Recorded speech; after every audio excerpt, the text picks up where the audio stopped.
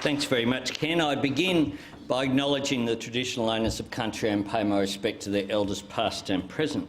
To members of the National Press Club, parliamentary colleagues, distinguished guests, particularly my family, Carmel and Nathan, who are here today, ladies and gentlemen. 42 years ago at Sydney's Blacktown Civic Centre, a great Australian made some important observations about whether the Commonwealth Government should have any involvement in urban policy in this country. He said this: "A national government which has nothing to say about cities has nothing relevant or enduring to say about the nation or the nation's future." That man, of course, was Gough Whitlam, launching his successful 1972 election campaign. Whitlam vowed that after 23 years of Conservative inaction on cities, a Labor government would prioritise urban policy, working with states and local government to improve productivity, sustainability and livability of urban Australia in the national interest. Whitlam's assessment of the importance of cities to life in this country is, I believe, even more relevant today than it was in 1972. Cities matter. They produce 80% of our GDP and are home to 4 of 5 Australians. Indeed, in the Asian century, they matter even more than they did in 1972. The opportunity for our nation is clear. By 2030, the Asia-Pacific region will have a middle class of 3.2 billion people, almost twice as many as Europe, the Americas, Africa and the Middle East combined. The current government has followed its Conservative predecessors and removed itself from involvement in our cities. By 2025, this region will produce over half of global output. Australia is fortunate to be at the world's economic epicentre. We must compete with our innovation, our skills and ability to deliver high-value outcomes. In the 21st century, productivity is the main weapon that we have to grow national wealth, lift living standards and stay in front in the battle for international competitiveness. Creative cities policy which boosts productivity will be critical to our success. It's often said that change is the only constant in life. Change is putting Australian cities under real pressure, pressure that will become more intense in coming decades. Our population is expected to double by 2050. By then, the populations of Sydney and Melbourne will be approaching 8 million people. In the interim, the ongoing rise of the digital age will trigger huge changes in the way we live and work, shifts that will have dramatic consequences for the way our cities function and the ways in which they need to adapt to be successful in the future. If we don't address these shifts, productivity growth will slow. The next Labor government must follow its predecessors in implementing urban policy which drives productivity, sustainability and livability. That's why today Labor leader Bill Shorten has announced that I will have Shadow Minister for Cities formally added to my title to emphasise Labor's priority in policy development before the election and implementation after it. The approach to cities is one of the great divides in Australian politics. The division is not over the nature of urban policy, but whether the national government has any role in cities at all. The current government has followed its Conservative predecessors. It is backward-looking. It dismantled the Major Cities Unit on literally its first day. It's abandoned the Urban Policy Forum. It's withdrawn from all public transport funding. As I've said before, the problem isn't that Tony Abbott is stuck in the past. It's that he wants the rest of Australia to go back there just to keep him company. We should use this period of opposition to develop a constructive and positive agenda for the future, although at the same time, of course, we should oppose their agenda. But opposition isn't enough, just as urban policy shouldn't be left to one level of government. Today I want to illustrate the complexity that's there with a very specific example of a key challenge facing today's urban planners: the mismatch between areas of population growth and areas of employment growth. The 2013 State of Australian Cities report identified that population growth in Australia was strong in the middle and outer rings of our cities where housing was more affordable, But it also noted that the decline of manufacturing and the rise of knowledge-intensive industries meant that jobs growth was concentrated in and near CBDs. For the first time in decades, population and jobs growth are not geographically aligned. The report said this: this can create spatial polarisation and pockets of social disadvantage. We're witnessing in practice the rise of a new phenomenon: drive-in, drive-out suburbs where people cannot afford to live near their workplace. We hear a lot about the policy implications of fly-in, fly-out communities, but far less about the much greater number who live in drive-in, drive-out suburbs. This trend is changing lives in ways that cause real concern. Allowing this trend to continue is a recipe for entrenched inequity and economic stagnation. There are many policy issues at play here: housing affordability, land supply, job shortages in the suburbs, inadequate public transport, access to education and training. It requires a considered national response. It requires policy leadership and involvement of all levels of government working with the private sector. I'm particularly attracted to consideration of the 30-minute city concept that's promoted by some policy thinkers in this area, including the Bus Industry Confederation. I'm aware that some argue for the 20-minute city, but better to under-promise and over-deliver. It's a simple concept that most people's day-to-day work, educational, shopping or recreational activities should be located within 30 minutes walking, cycling or public commuting from their homes. The national government can provide leadership in urban policy in cooperation with other levels of government, with industry and with the community. Here's 10 ways. 1. Investing in properly integrated transport systems involving both public transport and roads. 2. Investing in active transport solutions which connect up with public transport, education and employment hubs. 3. Addressing housing affordability through the use of urban planning, land supply and use of incentives. 4. Aligning greater housing density with public transport corridors. 5. Promoting jobs in outer suburbs. This can be through direct investment such as the Badgerys Creek Airport project and the Moorebank Intermodal, or by giving consideration to incentives for location of business. 6. Promoting jobs growth in middle rings around cities by investing in research precincts around universities and hospitals.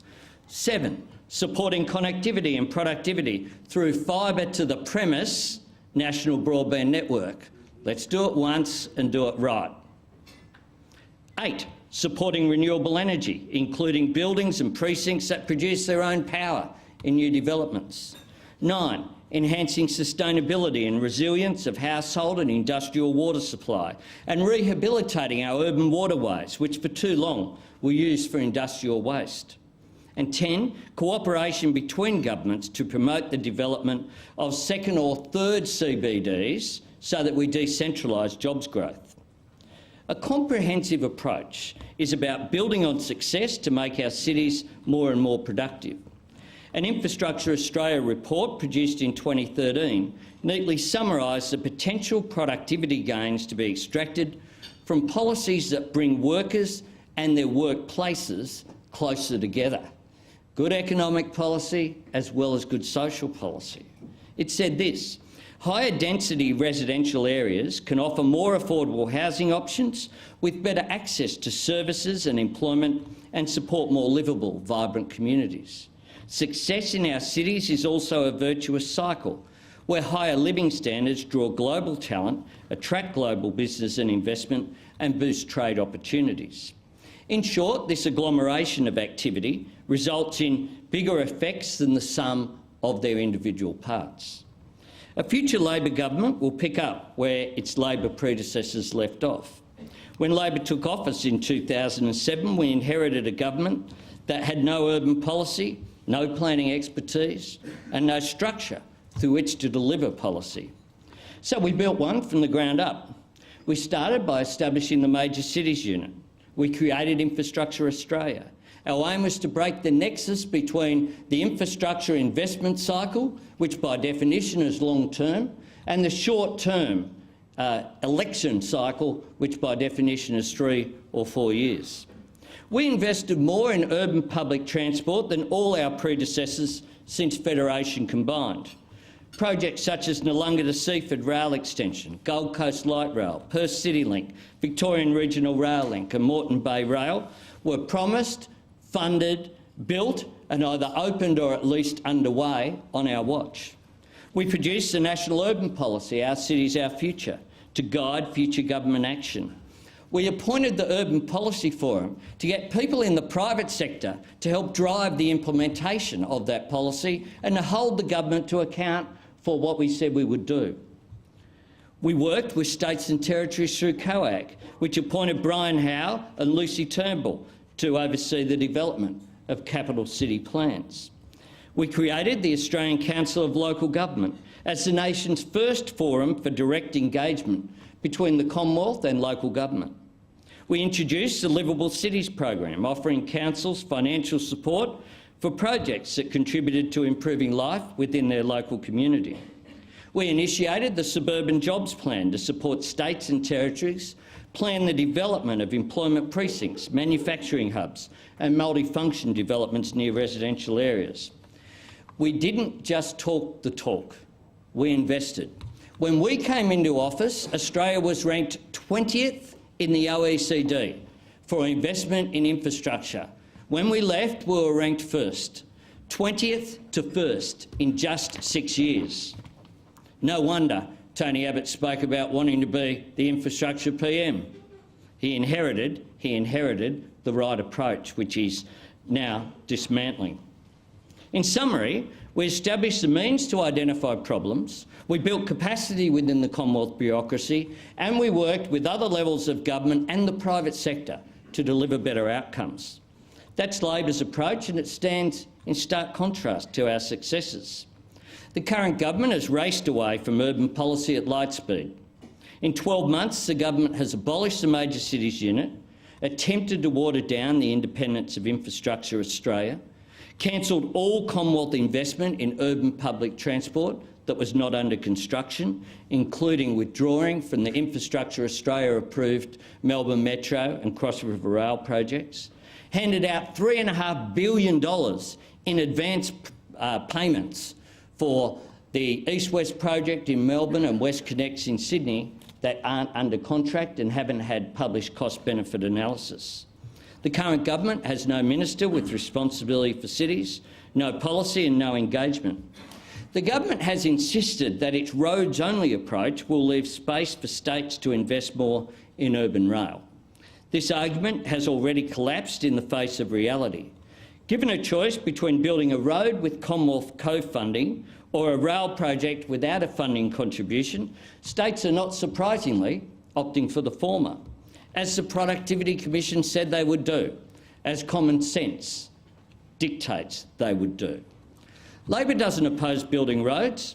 In government, we doubled the roads budget and we built or rebuilt 7,500 kilometres of roads. But Labor believes in building both roads and rail. We support an integrated transport system, something you can't deliver unless governments work together across transport nodes. I want to look briefly at the context of Tony Abbott's exclusive support for road funding over public transport, as outlined by himself in writing in Battle Lines, so you know you can believe it. In that book, Tony Abbott described public transport as the following: generally slow, expensive, not especially reliable, and a hideous drain on the public purse. He went on, quote, "There just aren't enough people wanting to go from a particular place to a particular destination at a particular time to justify any vehicle larger than a car, and cars need roads." While it's absurd that Joe Hockey thinks that poor people don't drive cars, it's even more absurd that Tony Abbott thinks nobody wants to take public transport. From the sublime to the ridiculous, there is no issue too big for Tony Abbott to show just how small his worldview is. He enjoys what John F. Kennedy once called the comfort of opinion without the discomfort of thought.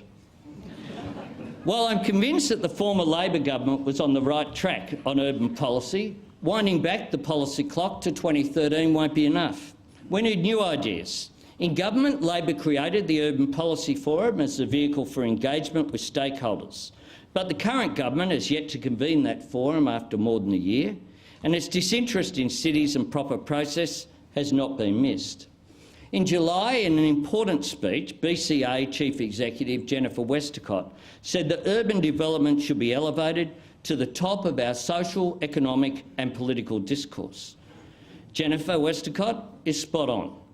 Coming from a business perspective, she can see that effective urban policy is a key to unlocking productivity gains. Mr Abbott stands isolated amongst Western leaders with his disinterest in cities. Rather than mimic the UK with appointing knights and dames, he could do worse than mimic David Cameron's engagement with cities policy. Well, if Mr Abbott doesn't want to listen, Labor does. And today I announce that the opposition will create a new national urban policy dialogue to contribute to the urban debate. I'm pleased that key stakeholders in business, industry, other levels of government and academia have agreed to participate. Indeed, every single person who's been asked an organisation has said yes. There is a yearning for engagement in cities policy and we'll provide it. The dialogue's deliberations with Bill Shorten, myself and key shadow ministers such as Chris Bowen and Mark Butler will help to guide Labor's thinking as we finalise our policy for cities going forward. For example, I'm keen to engage business on the opportunities for greater development of regional cities as well as our capitals. Beyond our capitals, we have 10 major regional communities with more than 100,000 residents. The Gold Coast Tweed, Newcastle, Wollongong, the Sunshine Coast, Geelong, Townsville, Cairns, Toowoomba, Albury, Wodonga and Launceston. Ballarat and Bendigo aren't far behind. Each of these cities has untapped potential for growth in economic activity, potential enhanced by the NBN and the opportunities it provides for decentralisation. Prosperous regional cities will take pressure off the capital cities and boost national productivity. One way to drive that prosperity is to proceed with planning for a high-speed rail line between Brisbane and Melbourne via Sydney and Canberra. Completion of this project would revolutionise interstate travel, allowing people to travel between capitals in as little as 3 hours.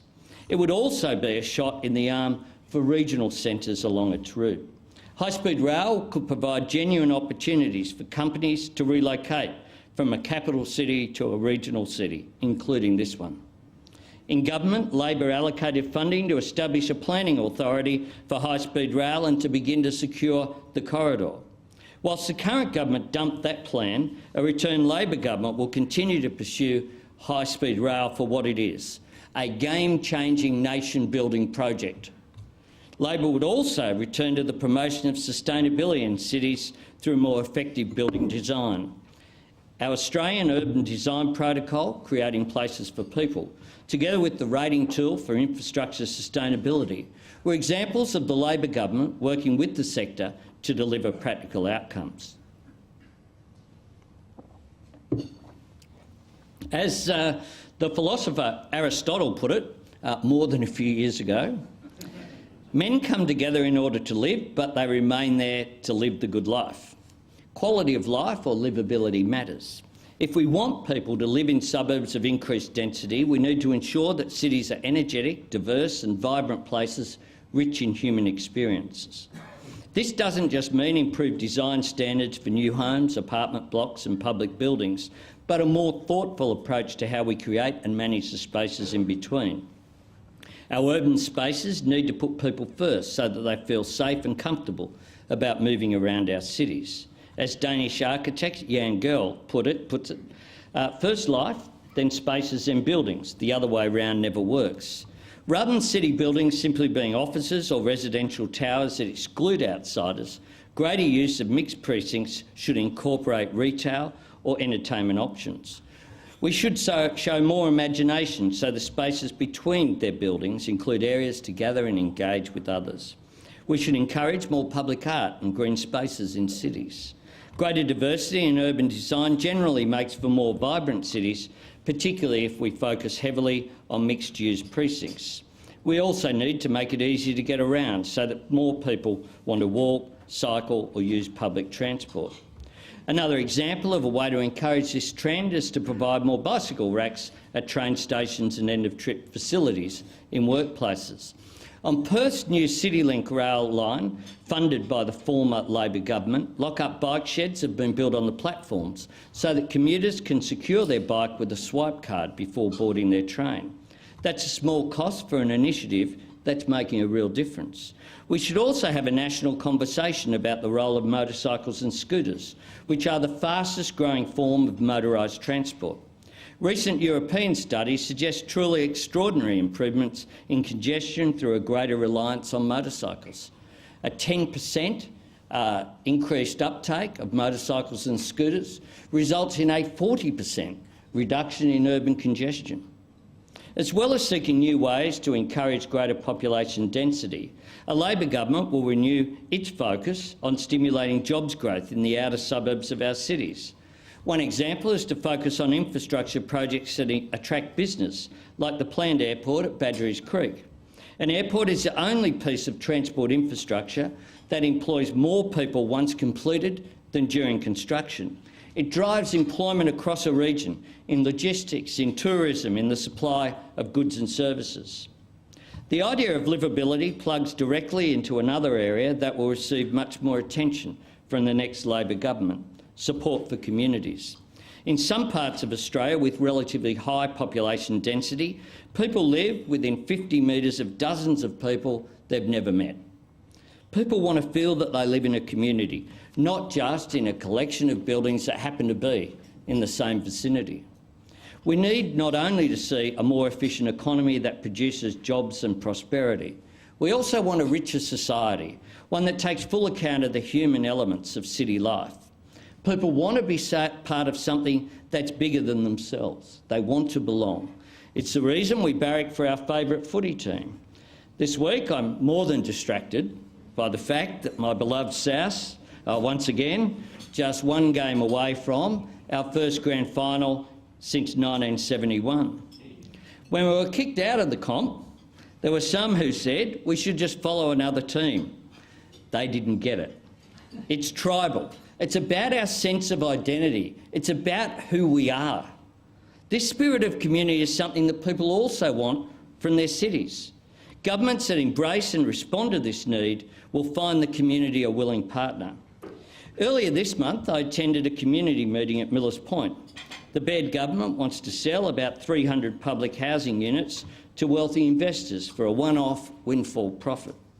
I grew up in public housing myself and went to school with mates from Millers Point, so I understand the sense of pride and connection that these locals have with their community. In this part of the world, people knock on doors to check on the welfare of their elderly neighbours. They might be poor in financial terms, but they are rich in their sense of belonging. When Mike Baird looks at Millers Point, he sees dollar signs. When I look at Millers Point, I see people, families and a community. We can and we should do better. People deserve respect. Successful cities are not disconnected enclaves of wealth and disadvantage where people's wealth determines their postcode. Successful cities are inclusive cities. Stronger communities doesn't necessarily mean more government. In some cases, it will mean less. In many forms, civil society is taking its own action. Just look at the growth in the share economy, the extraordinary growth in car share schemes, the Uber taxi schemes, Airbnb homestays are challenging traditional markets. This internet-enabled intimacy is driven by human imagination and ingenuity that operates beyond the traditional state. But it is government policy that determines access to high-speed broadband that's the facilitator of this initiative of individuals. Those who argue for the government's second-rate broadband scheme on the basis that it's all we need today are behind the pace already being set by civil society and underestimate the capacity of human endeavour and the pace of change.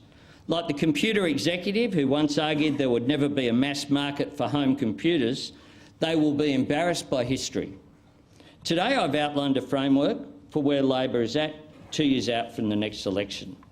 American author Mark Twain once noted that, and I quote, "You can't depend on your eyes when your imagination is out of focus." Well, when it comes to our cities, legislators need imagination. The imagination to envisage cities which are dynamic, productive, sustainable, connected and vibrant. Cities which are centres of opportunity. Beyond imagination, decision makers also need commitment and capacity. Commitment to deliver and capacity to bring local communities, business and Australians with them on the journey. Our cities will grow in coming decades. Whether that happens in a planned way or by accident is up to us. I thank you for your attention today.